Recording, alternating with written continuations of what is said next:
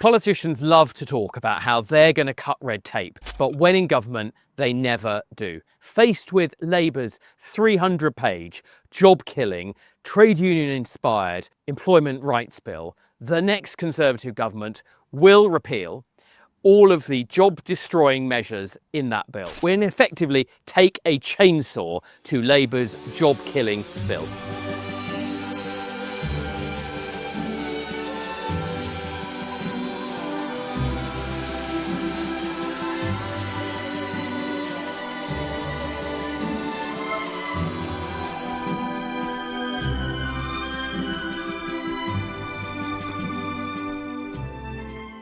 It's business that creates jobs, not government. Socialists just don't understand that. The Conservatives do understand business, and that's why we will be taking a chainsaw to so much of Labour's red tape.